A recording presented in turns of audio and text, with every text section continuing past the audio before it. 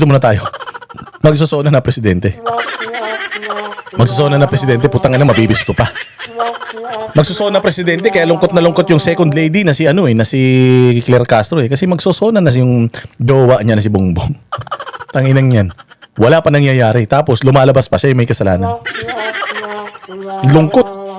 Napakalungkot. Oh, kaya yung impeachment, wala na yan. Susunod na lang yan. Hirap nga sila maka 12, 11. Yung pa kayang 16 na magkukonvict kay Inday Sara. Diba? Pero paano kung gawin nila yung ginawa nila dito? Na 24, ginawa nilang 22. Kahit na hindi naman nila dapat gawin 22. Kasi nasa Philippine jurisdiction pa rin naman at mga senador pa rin naman yung dalawa. Si Senator Bato tsaka si Senator, Jinggoy. Hindi pa naman sila ini-expel. Diba? Hindi naman sila dinisqualify. So technically, senador pa rin sila at nandito sila. Ngayon, kung ikaw naman ay senador na nasa Amerika ka, yun, doon pa lang pwedeng bawasan. Pero sa quorum. Sa quorum lang yun, ha. Pero hindi mo pwedeng bawasan yung numero ng senador kung nandoon lang yung isa. Okay? So kung halimbawa mangyari, pakulong pa sila ng 5 pa o di magiging 19 na lang yung yung numero ng senador sa kanila. Napakadelikado nitong ginawa nila kasi kung papayagan natin ito at nagkulong pa sila ng 5, magiging sa kanila ang bilang 19 na lang. Kung 19 na lang ang bilang, anong 2/3 ng 19? Di ba? So bumababa yung 2/3 noong boto para ma-convict si Inday Sara. So baka yun yung susunod nilang plano na pakulong lahat 'yan. Ang mathematics nila pang kinder eh. Oo. Doon pa yung kinder, marunong mathematics, 1 + 1 2 eh. Sa kanila hindi. 2 divided by 1 is 2. Di ba? Ganun sila eh. Ganun yung mathematics nila pantanga eh. So ngayon mga bossing, pag binawasan nila to 19, halimbawa nakulong yung 5, at ganun yung kanilang mathematical theory, yung batas na ginagamit nila sa mathematics, 19 na lang. So anong 2/3 ng 19? Anong 2/3 ng 19? Ang 2/3 ng 19 ay 9, ganun. Mga ganun. So, andali na nila ma-impeach si Inday Sara kapag pinayagan natin to. So, yun yung pinakadelikado sa lahat. So, akala nyo walang effect yun? Pwede magkaroon yun ng effect diyan kay Inday Sara sa hearing kasi nga kung ini-eliminate nila lahat noong mga nasa grupo ni Cayetano, mapakulong nila lahat yan, bumababa yung numero sa kanila sa mathematics nila. So, bumababa rin yung 2/3. At yung kasi 2/3 ang kailangan eh. Sa 24, 16 ang kailangan mo para ma-convict mo si Inday Sara. 9 lang yung kailangan mo. Although bumababa din yung bilang ng kailangan mong kasi 9 ang kailangan ngayon para ma-acquit mo si Inday Sara. Bagamat bumababa yun, pero alam naman natin na kung yung mga boboto ng no, ng impeachment ni Inday Sara, pakukulong nila, edi may iwan dyan, puro yes na. Yun ang pinakamasakla po. Eto na, Erwin, yung balita tungkol sa iyo, buwisit ka. O, pakinggan natin. And just a last manifestation, sumagot na po si NBI Director Melvin Matibag, I will wait for the subpoena. Hihintayin daw niya na isubpoena tayo. This is a very simple matter kasi hindi tama ng NBI Director kung may raw data. Anyone can say, pwede ko i-chismis na si Marcoleta na bayaran dito. Di ba? Does that mean that you will announce it? Di ba?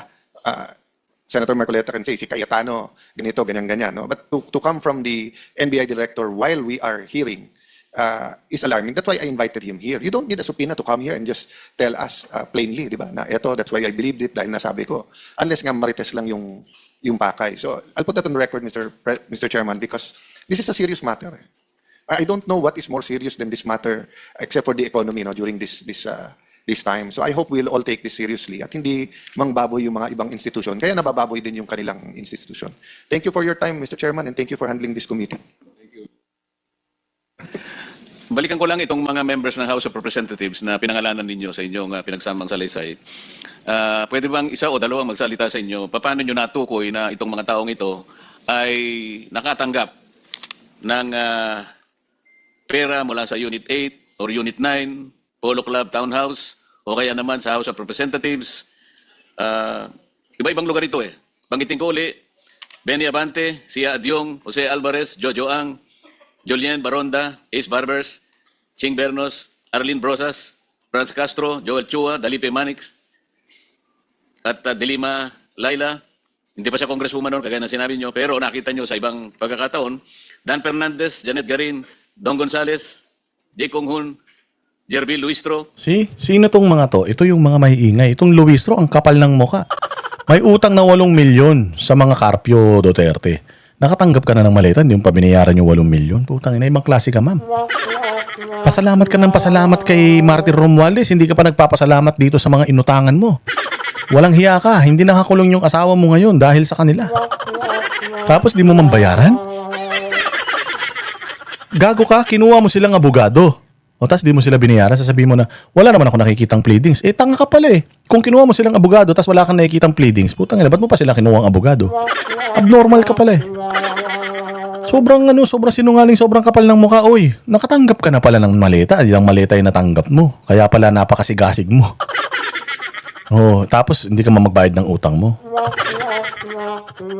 Raul Manuel, Marcos Sandro, Paulo Ortega, Joseph Paduano, Stella Kimbo, may litrato pa rito eh. Bahay niya ba yung pinagdalhan ninyo? JJ Suarez, Erwin Tulfo. Meron nakalagay rito. Pwede bang isalay sa inyo yung konting detalye? Bagamat nagkausap na tayo ngayon, nasabi ninyo ay gagawa kayo ng kaukulang detalye para patibayin lahat ito.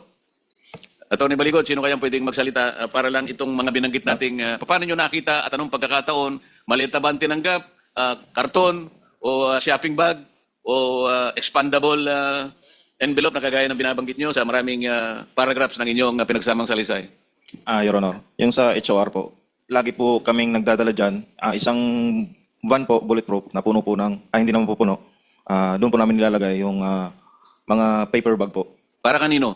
Galing po ito sa Horizon, Your Honor, binababa, kinakarga namin. Then pag yung time na napupunta kami ng Congress po, kasama po yung van na yun. Sa anong pagkakataon na ibibigay yung mga daladala ninyong mga naka-paper bag? Yun po, nag-meeting po sila sa opisina po ni Boss Aldi.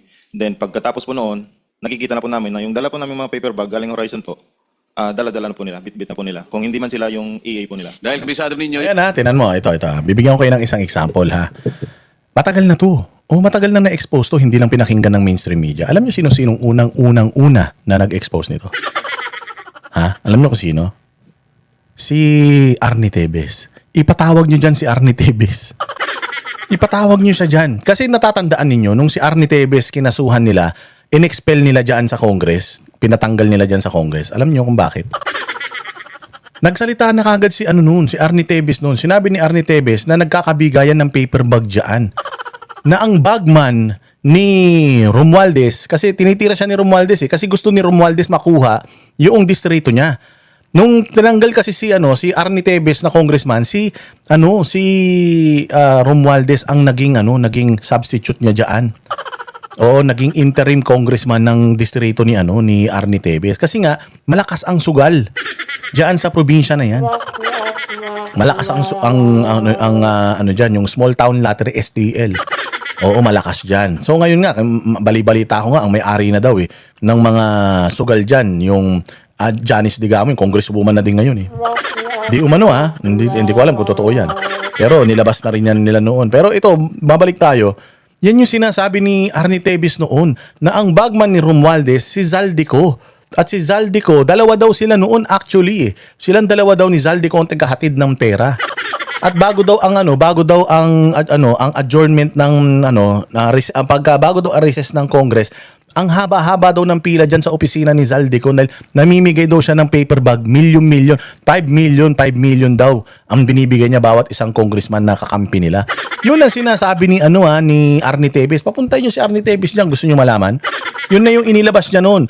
Nag-expose si Arnie Tevez noon, nandoon siya sa Timor-Leste kasi alam nga niya natatanggalin siya Oo, pero walang nakinig kay Arnie Tevez kasi noon Akala nyo kasi kriminal na kagad yung tao Pero sa totoo lang, siya ang unang-unang whistleblower bago pa ito si Zaldico tsaka yung 18 Marines. Si Arnie Tevez. Patawag nyo. Kaya ako naniniwala ako dito sa sinasabi nitong 18 Marines na to patungkol dun sa mga paper bag tsaka mga expandable na mga na mga envelope. Kasi yun ang sinasabi ni Arnie Tevez a few years back. I think 2 years ago o 3 years ago. Sinasabi na ni Arnie Tevez yun. yung mga daladala ninyong paper bag, pagka nabitbit nila, alam ninyo na yun ang mga daladala ninyong paper bag. Yes, Your Honor, nakikita po namin sa team ni Boss Aldi po. Maliban sa mga members ng Congress na binanggit natin, meron bang mga cabinet secretaries ang nabigyan ninyo ng malita? Meron po. Intindi Leila de Lima, Ridon, ito si Rodon, gago rin nag-post eh. Lahat na lang may maleta, lahat na lang may maleta. Gago, hindi lahat may maleta, kayo lang. Ina nyo. Kayo lang ang may maleta. Anong lahat na lang may maleta? Kami, wala kaming maleta. Kayo lang meron eh. Kaya pala laki ng pisngi mo eh. Tsaka laki ng butas ng ilong mo. Oh, sobra ang kapal ng pisngi mo dahil putyang nakawatan ka pala. Bang klase ka, terere doon ha. Yung si dating DBM, Secretary Amina Pangandaman, pumunta po siya sa BGC po, Horizon Homes. Sino pa?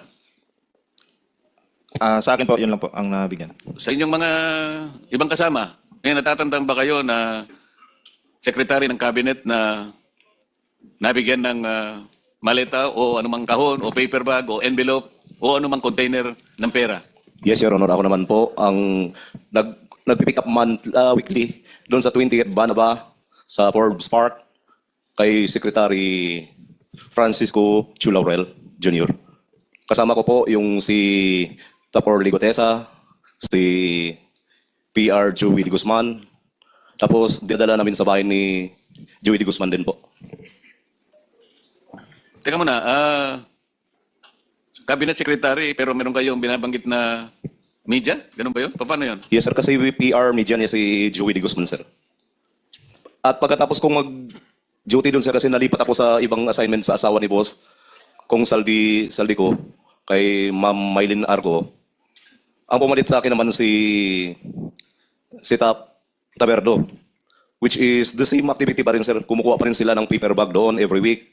Tapos dadalhin sa bahay ni Joey de Guzman para sa media po. So, ang binibigyan ninyo ay yung media. Yes, Your Honor. Then, tinatanong ko, cabinet, secretaries. Sino pa, maliban sa sinabi ng isa sa inyo kanina? Kasi yung sinasabi mo na napunta kay Secretary Chu, napunta rin pala sa media. Yan ang pagkakarinig ko. Tama? Yes, Your Honor. Tama po. Yung direktang cabinet secretary na nabigyan, kung meron, Ako po, Your Honor, si Yosik Bunuan po. Okay. 8 malita rin po yung nadala ko doon. Kasama ko po si Mark Exide at si Brian Lasaga. Nandyan din po yan sa ano yun. Thank you. kanina, Tony Baligod, may nagsasalita sa kasama mo, narinig mo rin siguro, may binabanggit siya na human trafficking kanina, na hindi mo na natin binigyan ng attention kanina dahil nakapokus tayo sa maleta. Ngayon, ano yung pangyayari at nabanggit ninyo yung sa issue ng human trafficking? Ito na. Erwin Tulfo, putang ina ka. Sinasabi ko sa iyo eh. Ingay-ingay mo kasi, 1 taong ka pa lang na senador. Ang ingay mo na.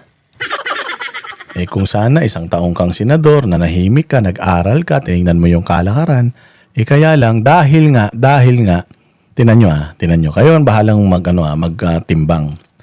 Lahat ng bagong senador, mahihiya yan. Unang-una sa lahat, ikaw kapag bago ka sa trabaho mo, mag-uutos ka ba kagad? Mag-uutos ka kagad? Magsisiga-siga ang kakagad doon? Kung yung mga kasamahan mo doon sa trabaho, 10 years na, 15 years na, magmamando ka? Siyempre hindi. Hindi ba usually kapag bago ka sa trabaho, although pumasa ka na sa trabaho na in-interview ka, qualified ka sa trabaho na yun, i-train ka pa rin nila eh. Di ba? Iano ka pa rin nila. Meron ka pa rin mga trainings, meron kang side by side, di ba? Nesting, tapos pag-aaralan mo pa rin kung ano yung mga produkto ninyo. So kahit halimbawa ako sa computer expert ako or IT expert ako, magaling ako sa halimbawa DevOps ako. O pagpunta ko roon, syempre, yung proseso, yung system, yung mga tools na gagamitin ng ninyo, syempre pag-aaralan mo muna 'yon, di ba? Aralin mo muna 'yon. Ano ba tong na to? Ano yung proseso natin, process flow, di ba? Ganyan sila eh. So aaralin mo muna 'yon. Hindi ka pa pwedeng sarili mo yung masusunod, hindi pa pwedeng gano'n. Aaralin mo muna yan. And then, kapag naaral mo na yan, iano ka na nila, ang tawag ba doon yung iti-trade test ka na nila yan. Tetestingin na nila kung kung halimbawa sa call center ka, di ba, kahit naman, sanay ka na, dami mo ng call center pinanggalingan. Pagpasok mo sa isang kumpanya, magti-training ka pa rin, tapos magpa-practice call pa rin kayo, di ba, yung mock call. Di ba? Tinatry pa rin nila yung yung capacity mo. So, ganun din dyan sa Senate. Pagpasok mo, aaralin mo muna, magpapamentor ka sa mga matatagal na ng mga senador. Katulad ng sinabi ni Bato de la Rosa, ni Robin, saka ni Bongo. Nung ako dito, bago ako, hindi naman ako sanay. Pero, kaya tinulungan ako nitong senador na to. Siya ang nag-mentor sa akin. Ganun. Oo. So, ang tagal na taon na hindi sila masyado nagsasalita, kalmado lang sila, tinitingnan nila, inaaral nila yung mga rules. Kami ang boses ng masa, hindi natatakot. Katotohanan lang, di kami nalulunod. Walang bahid ng sismis, lahat ay totoo. Kahit sino ka pa, pag mali ka babanatan ka. Walang pinipili kulay, wala kaming kinikilingan. Basta para sa bayan, kami lalaban. Pagdama palakpakan, pag mali banatan. Di matitinag, di matatakot, para sa bayan tuloy ang sigaw. Sa harap ng kamera, walang halong takot. Mga baluktot, lahat kayo'y tutumba. Ang hustisya at